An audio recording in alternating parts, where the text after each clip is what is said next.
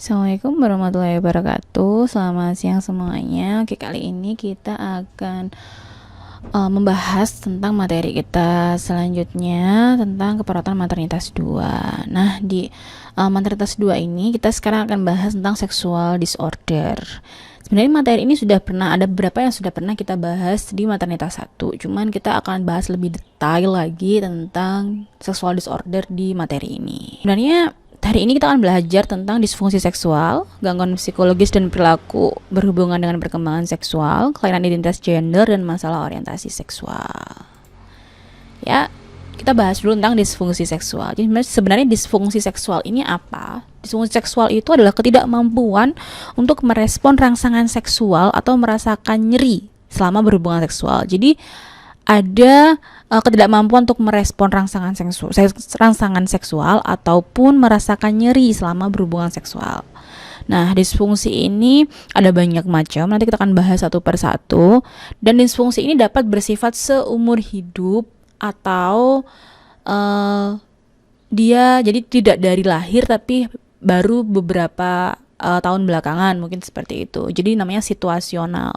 Jadi bisa dari faktor psikologis, fisiologis, gabungan dari psikologis, fisiologis, dan pemicu-pemicu yang lain seperti stres, budaya, masalah kesehatan, pasangan, konflik hubungan. Itu penyebabnya banyak sekali untuk disfungsi seksual ini.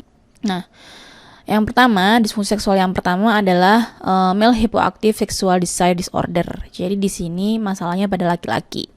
Jadi disfungsi ini ditandai dengan kurangnya atau tidak adanya stimulasi seksual dan keinginan atau gairah untuk melakukan aktivitas seksual selama 6 bulan. Jadi benar-benar nggak ada keinginan, nggak ada gairah sama sekali untuk berhubungan seksual selama 6 bulan. Jadi hilang, kayak libidonya itu nggak ada, gairahnya itu nggak ada. Nah, ini biasanya terjadi pada 6% pria usia 18 sampai 24 tahun dan 40% itu pada usia lanjut.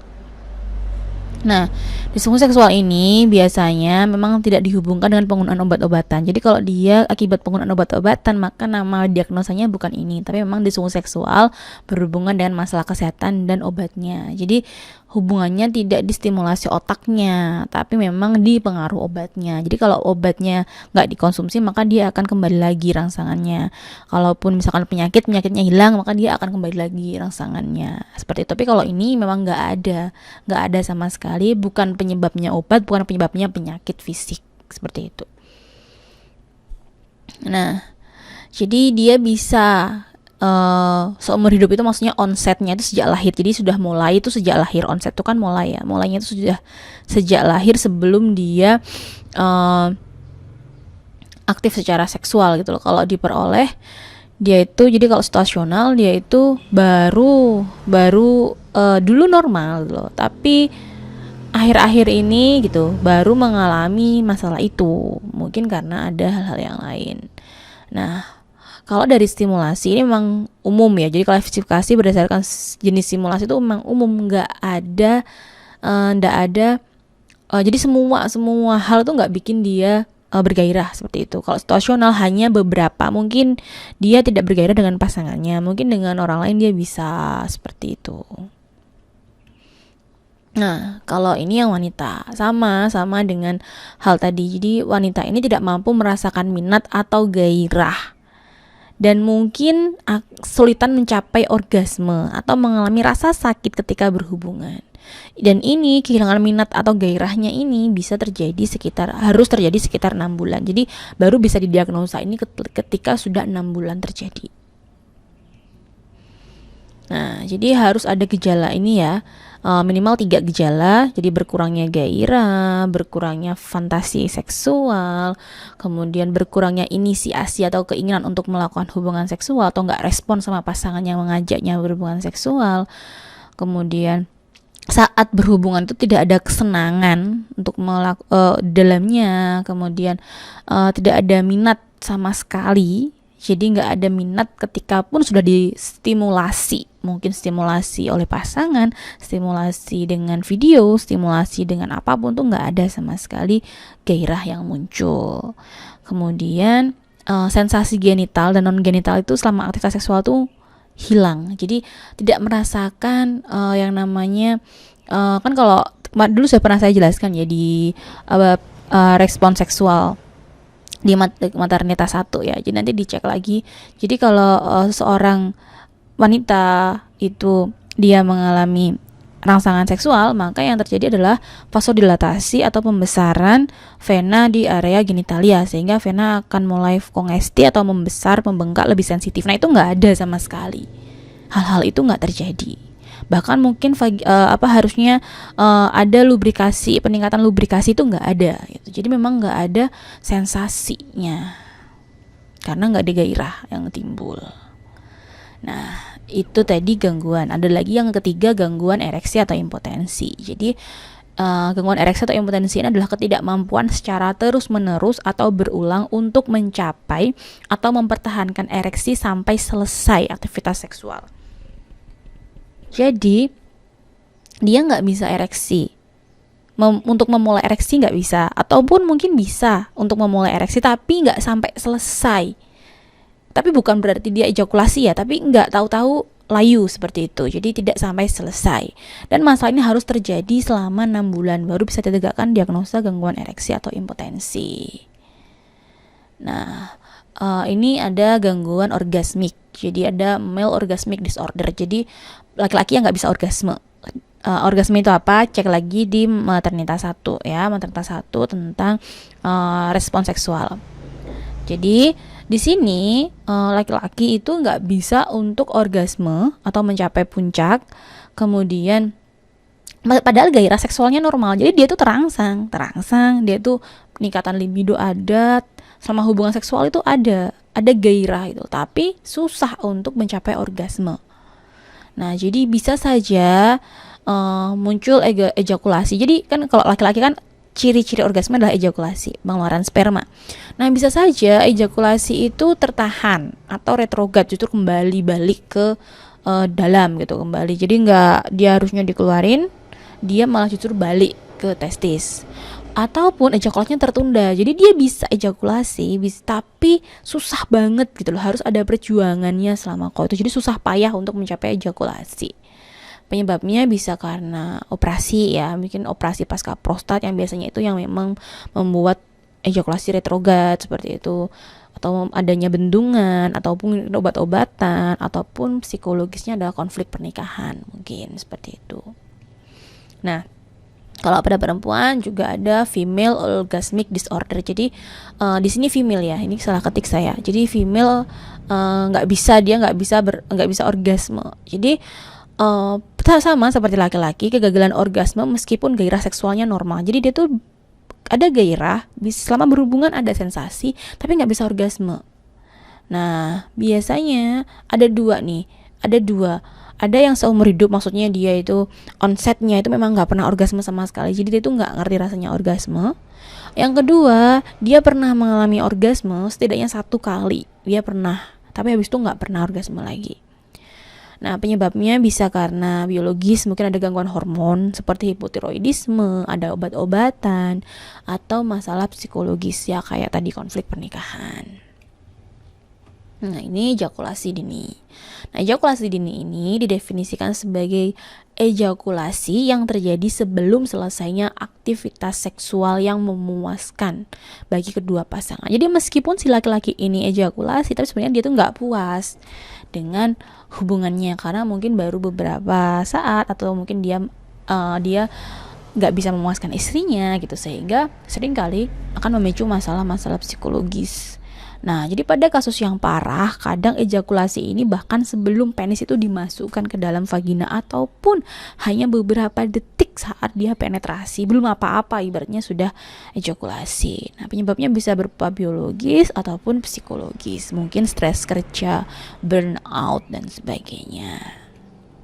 Nah, ini ada sexual pain disorder. Jadi ada nyeri dalam berhubungan seksual tuh ada dua. Yang pertama adalah dyspareunia. Dyspareunia itu nyeri pada area genitalia ketika berhubungan baik laki-laki maupun perempuan. Jadi nyerinya ini muncul ketika berhubungan baik laki-laki maupun perempuan. Bisa karena apa? Bisa karena peradangan pada saluran genitalia, bisa karena peradangan pada panggul seperti itu. Jadi biasanya kalau dyspareunia ini karena adanya penyakit tertentu.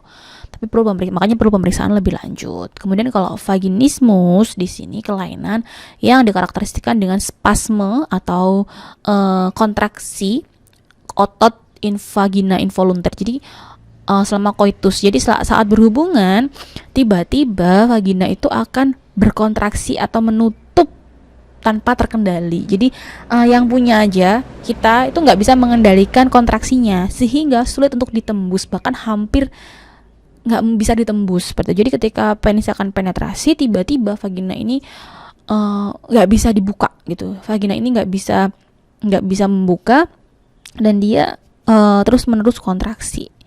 Nah, bahkan di sini kalau kadang pun bisa dimasukkan, itu pun biasanya terasa sangat sakit baik si perempuan maupun laki-laki. Otomatis kan kayak kejepit ya kalau laki-laki. Kalau perempuannya sangat merasa kesakitan karena ibaratnya vaginanya nggak siap untuk dimasuki seperti itu. Nah, ini biasanya dihubungkan dengan riwayat trauma perkosaan yang paling sering dihubungkan dengan vaginismus. Jadi ada reaksi penolakan dari vagina untuk dimasuki atau dipenetrasi, ataupun ada riwayat ketakutan sebelumnya. Mungkin dia takut, ada perempuan nih yang takut selaput darinya robek ketika kecil, sehingga dia secara nggak sadar terus menerus merapatkan organ genitalianya. Akhirnya dia saat menikah nggak bisa untuk ditembus. Nah, ini yang dilakukan apa? Terapinya ada beberapa terapi, seperti terapi yang dia pakai pelumas, kemudian terapi untuk dia masukkan jari, terapi memasukkan jari dan sebagainya. Tapi yang pasti adalah terapi kognitif, karena masalahnya ada di kognitifnya.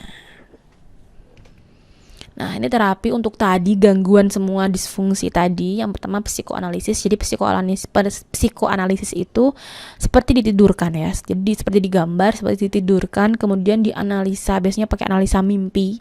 Jadi dia itu supaya kan kalau mimpi itu biasanya membawa semua yang di alam bawah sadar, trauma itu dimunculkan nanti untuk diatasi, supaya tahu dan untuk diatasi.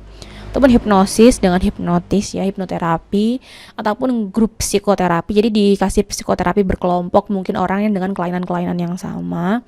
Kemudian ada behavior terapi. Jadi behavior terapi itu dia diterapi perilaku supaya tidak melakukan hal-hal seperti itu, supaya dia perilakunya lebih adaptif seperti itu. Ataupun ini yang belum masuk sepertinya kognitif terapi ya.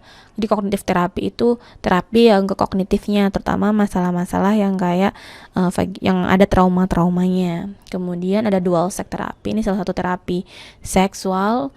Kemudian ada drugs terapi atau terapi pakai obat.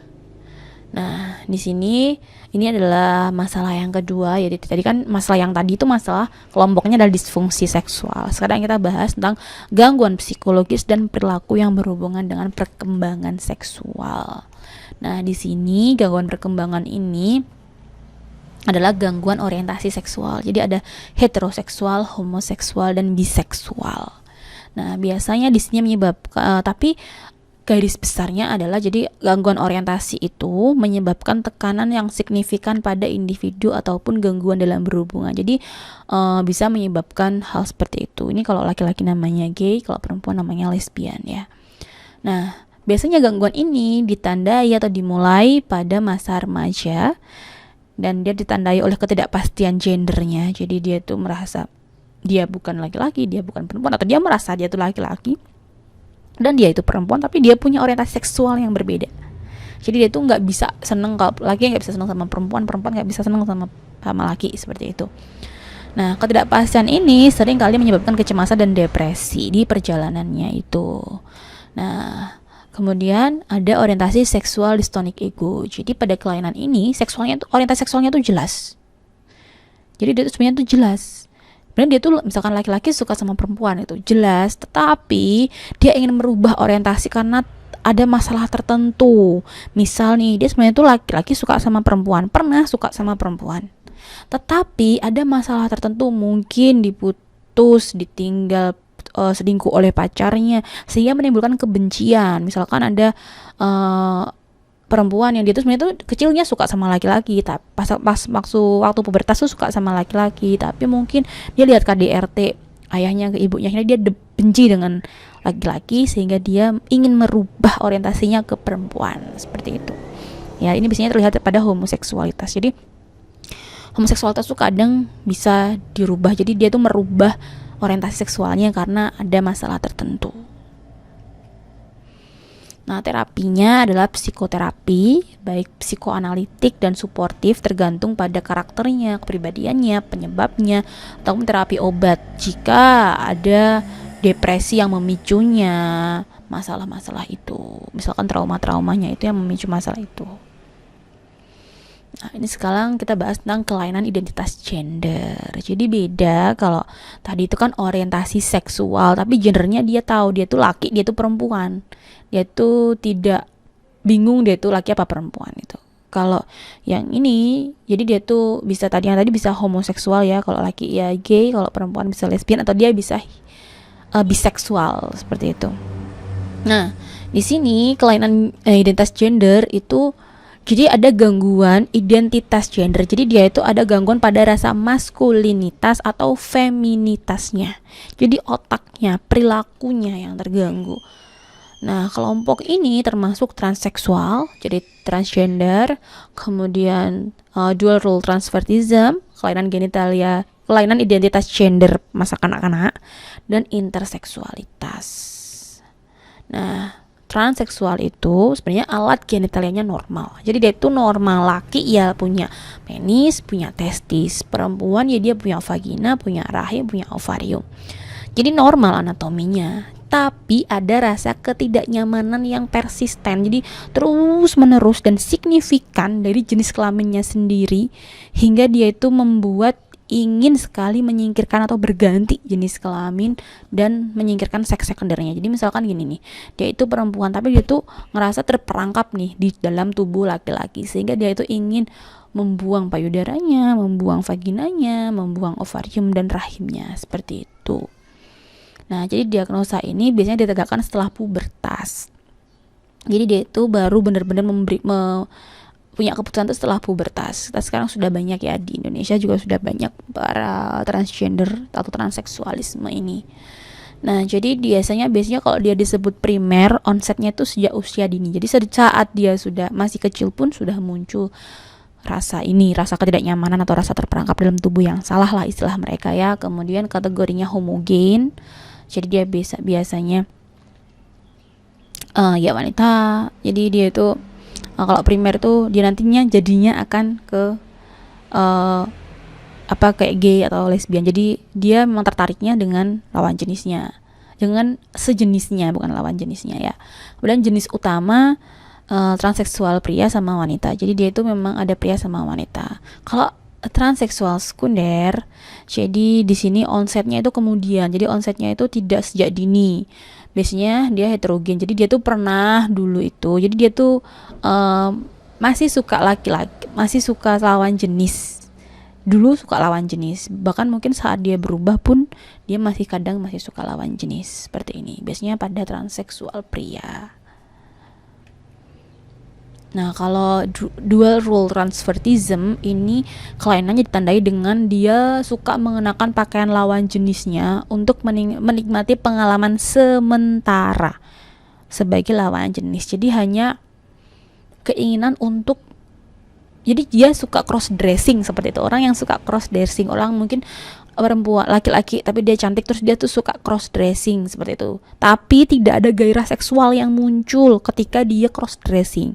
Nanti kalau dia ada gairah yang muncul, namanya bukan dual role transvestism tapi hanya transvestism aja, itu gangguan penyimpangan seksual nantinya. Nah, di sini jadi tidak ada keinginan untuk perubahan seks permanen. Jadi dia tuh hanya suka kalau pakai baju cewek, tapi nggak ada gairah yang muncul karena dia merasa dirinya tetap cowok seperti itu. Cuman gemar untuk memakai baju cewek. Tapi saat dia pakai baju cewek pun dia nggak ada perasaan gairah atau libido yang muncul seperti itu. Nah, kalau kelainan identitas gender pada masa anak-anak, di sini kelainan mirip dengan transseksualisme, tapi usia onsetnya tuh dini banget, biasanya pada balita. Jadi pada balita yang dia sudah ada kan sekarang di berita-berita kan yang di luar negeri atau di mana yang dia tuh transgender kecil seperti itu. Nah, jadi dia itu sudah merasa terperangkap dalam tubuh yang salah seperti itu. Jadi dia tuh keinginannya tuh gigih banget untuk menjadi gender lain. Misalkan dia cewek pengen jadi cowok, cowok pengen jadi cewek seperti itu. Dan merasa sangat-sangat terganggu dengan alat genitalianya saat ini. Onsetnya sebelum pubertas. Kalau yang tadi transseksualisme biasanya tuh mulainya usia dini dan kadang bisa pubertas. Tapi kalau ini tuh benar-benar balita aja sudah bisa muncul. Nah, kalau interseksual itu berkelamin ganda. Jadi di sini pasien yang dia memiliki aspek anatomis, fisiologis dari jenis kelamin lainnya. Jadi dia bisa alat kelamin eksternalnya itu double. Dia punya vagina, punya klitoris, punya penis.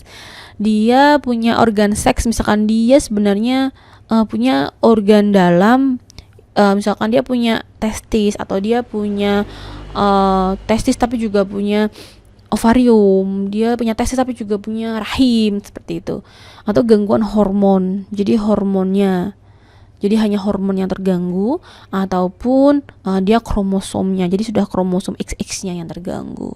Nah, interseks ini dapat dibagi menjadi 4 kategori. Yang pertama interseks XX, jadi dia itu perempuan tapi dia terpapar androgen yang tinggi saat ibunya hamil atau mungkin saat dia pubertas tuh terpapar androgen atau hormon laki yang tinggi sehingga klitorisnya tumbuh jadi kayak penis, kemudian lemaknya labia mayora sama minora itu tidak tumbuh atau berkembang sehingga tidak berbentuk seperti vagina, atau kadang ada tipis sekali bentuknya seperti vagina. Tapi sebenarnya dia tuh kromosomnya XX dan dia tuh dalamnya punyanya rahim sama ovarium gitu. Jadi kadang biasanya ditunggu sampai dia pubertas. Kalau dia menstruasi berarti dia perempuan, sehingga nanti biasanya klitorisnya akan dibuang dan akan di repair untuk vaginanya. Ada kan kemarin beberapa yang baru saja melahirkan yang dia memang intersex XX ya. Kemudian kalau XY kebalikannya, dia itu laki-laki tapi karena terpapar estrogen berlebih mungkin dia jadinya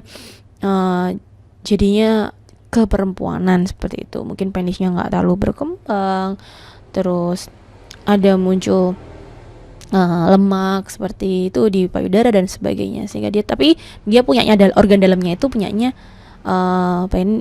organ dalamnya itu adanya testis seperti itu. Jadi dia kromosomnya pun XY, jadi dia laki-laki sebenarnya, cuman jadi berkelamin ganda. Kemudian ada intersex gonad, jadi dia itu memang punya dua alat kelamin, dia punya testis, dia punya ovarium. Nah, nanti bisa ditentukan apakah memang kromosomnya gimana, apakah memang kromosom XX apa XY. Kemudian nanti yang aktif itu yang mana, yang perempuan atau yang laki, nanti biasanya akan dipilih. Jadi kalau orang-orang interseksual tuh akan memilih nantinya dia mau berjenis kelamin apa, tapi biasanya diikuti dengan fisiologis dalamnya. Nah, kalau yang kompleks, interseksual kompleks itu nggak bisa ditentukan. Jadi dia itu kompleks. Jadi ada masalah gonadnya, tapi juga kromosomnya. Jadi banyak gitu faktor yang harus diteliti kalau dia itu mau jadi laki apa mau jadi perempuan. Nah, ini sekarang parafilia. Ini part terakhir ya. Parafilia itu adalah penyimpangan seksual. Jadi penyimpangan cara berhubungan seksual, seperti itulah, penyimpangan cara berhubungan seksual. Jadi gangguan preferensi atau kenikmatan. Jadi gangguan dia dalam berhubungan seksual yang terjadi secara terus-menerus dan signifikan sebagai respon terhadap objek yang bukan bagian dari gairah normal. Jadi harusnya orang berhubungan seksual normal tuh ya kayak gitu loh. Dia cukup kayak gitu. Nah, ini nggak cukup dengan kayak gitu. Ada tambahan-tambahan lain yang harus dia dapatkan supaya dia terangsang atau dia mencapai orgasme dan sebagainya. Apa aja, ada pedofil dan seterusnya. Etiologinya biasanya faktor psikososial dan biologis. Nah, sekarang exhibitionism. Dia itu kelainan ini dorongan berulang untuk mengekspos, jadi membuka alat kelaminnya pada orang asing, orang yang nggak dikenali. Kadang-kadang ya, jadi misalkan di mobil atau di bus tiba-tiba dibuka itunya, apa, celananya untuk ditunjukin ke cewek itu yang nggak kenal, dan ceweknya itu yang nggak curiga sebenarnya awalnya. Kemudian mungkin di kereta atau di mana gitu, tiba-tiba aja dibuka alat kelaminnya seperti itu, ditunjukkan lah, exhibitionism. Biasanya orang-orang kayak gitu gairah seksualnya itu diikuti sama orgasme karena masturbasi selama, jadi saat menunjukkan atau setelah menunjukkan itu. Nah, kalau fetishism, jadi fetishism itu dia gairahnya muncul dengan benda-benda tertentu. Bisa saja benda itu bagian dari gang intim, apa, tubuh intim seseorang, misalkan celana dalam, bra dan sebagainya, ataupun pada bagian-bagian tubuh non genital, misalkan sepatu, kaos kaki, atau mungkin pada benda-benda lain yang nggak dipakai tapi menurut dia itu bisa memicu rangsangan seksual, kayak bola, es batu, bulu, kayak gitu ya. Kemudian aktivitas ini itu biasanya bisa dia masturbasi ke dalam barang itu. Jadi misalkan dia pakainya kaos kaki, pakainya sepatu, atau dia pakainya celana dalam, dia bisa masturbasi sendiri. Ataupun dibawa saat berhubungan. Jadi misalkan ada bola-bola kecil, dimasukkan dulu ke ceweknya saat berhubungan, seperti itu. Dan misalkan dia suka sama tindik gitu, jadi tindiknya itu yang ditindik di mana-mana kayak gitu. Nah, itu ada kelainan seperti itu ya, fetishism. Nah, kalau froteurism itu dia seorang pria yang dia itu merasa terangsang ketika menggosokkan bagian genitalnya itu, jadi digosokkan ke bokong misalkan seseorang, atau bagian tubuh wanita yang tertutup rapat gitu, jadi tertutup rapat untuk orgasme. Jadi dia tuh sering sukanya menggosok-gosokkan, biasanya pada tempat-tempat umum yang penuh sesak ya, kayak di dalam kereta api, di bis, seperti itu. Biasanya pada remaja pria yang melakukannya. Nah, kalau pedofil itu melibatkan dorongan seksual. Jadi dia itu gairah seksual terhadap anak-anak usia 13 tahun atau di bawahnya selama periode setidaknya 6 bulan. Jadi dia tuh harus merasa terangsang dengan anak kecil selama 6 bulan. Jadi nggak boleh kurang dari itu untuk menetapkan diagnosa pedofil. Biasanya kalau pedofilia itu hanya sebatas jadi hanya sebatas oral saja, hanya sebatas seks oral saja. Tetapi kadang juga bisa pada penetrasi vagina atau anus ketika dia itu ada kedekatan tertentu dengan si korban. Jadi kalau biasanya kalau sampai ke anal seks seperti itu, biasanya ada kedekatan entah tetangga, entah apa, atau bahkan incest. Jadi incest itu hubungan dengan saudara seperti itu. Ya, jadi pedofil ini bisa dibedakan apakah dia hanya pedofil pada anak laki-laki aja, atau hanya pedofil pada anak perempuan aja, atau pada pedofil pada kedua-duanya. Pedofilia ini biasanya laki-laki, lebih banyak pada laki-laki daripada perempuan. Pelakunya ya lebih banyak laki-laki daripada perempuan. Nah, kalau seksual masochism itu jadi dia memiliki keasyikan atau dorongan seksual atau gairah ketika dia sebagai objek yang dihina, dipukuli, diikat, atau menderita. Jadi dia itu suka jadi objek penderita. Jadi dia itu dipukulin dulu baru dia itu merasa terangsang dan sebagainya. Biasanya laki-laki yang sering. Nah, menurut Freud biasanya karena ada kelainan waktu dia kecil. Jadi dia mungkin waktu kecil itu pernah punya pengalaman masa kanak-kanak ya. Jadi mungkin dia bisa jadi aja dulu korban. Kemudian dia merasa yakin bahwa untuk menikmati gairah seksual ya saya harus jadi korban, seperti itu. Nah, beda dengan sadisme. Kalau sadisme ini pelakunya, jadi dia itu baru bisa terangsang atau bergairah ketika melihat orang lain atau partnernya itu menderita secara fisik dan psikologis. Jadi biasanya di sini dia mungkin partnernya yang diikat, dipukul, disundut pakai rokok, kemudian mungkin dipotong, diiris, ditusuk gitu. Bahkan biasanya ini memperkosa dan membunuh, biasanya seperti itu. Nah, jadi dorongan ini pun harus berlaku selama 6 bulan, dan dia itu harus berdasarkan bertindak itu karena fantasi yang sadisnya itu. Biasanya onsetnya itu sebelum usia 18 tahun. Mulainya ini dia punya ini tuh sebelum 18 tahun dan biasanya laki-laki. Nah, kalau voyeurism ini seperti dikenal juga sebagai zoofilia. Jadi dia itu adanya gairah atau kecenderungan yang terus-menerus berulang untuk mengamati atau mengintip orang dari jenis kelamin yang berbeda ya. Mungkin yang diintip itu lagi telanjang, lagi ganti baju, atau mungkin lagi berhubungan dengan suaminya dan sebagainya, itu diintip seperti itu. Dia tuh suka untuk mengintip seseorang intinya. Nah, biasanya akan diikuti dengan masturbasi untuk mencapai orgasme tanpa orang yang diintip itu ngerti atau sadar. Nah, biasanya tuh pada pria. Nah, kalau transvertism ini tadi gangguan biasanya pada pria heteroseksual. Jadi dia itu pria yang juga suka sama cewek, seperti itu. Jadi adanya fantasi atau dorongan seksual untuk mengenakan pakaian perempuan, jadi supaya gairahnya itu bangkit. Jadi kalau yang dual role transvertism tadi nggak ada gairah yang muncul, tapi kalau ini saat dia pakai baju perempuan, dia bisa ada gairah seperti itu, sehingga bahkan dia bisa masturbasi dengan pakaian perempuan seperti itu, ataupun dibawa ketika dia bersenggama atau koitus dengan pasangannya. Nah, biasanya transvertism ini harus berlangsung selama 6 bulan tadi. Nah, gangguan transvertism ini dapat ditambah dengan fetishism ketika dia nggak cuma terobsesi dengan cross dressingnya, tapi dia juga terobsesi dengan kain, mungkin bahannya atau pakaiannya itu sendiri. Atau dia bisa gynevelia ketika dia terangsang dengan visualnya atau gambaran dirinya ketika memakai baju perempuan.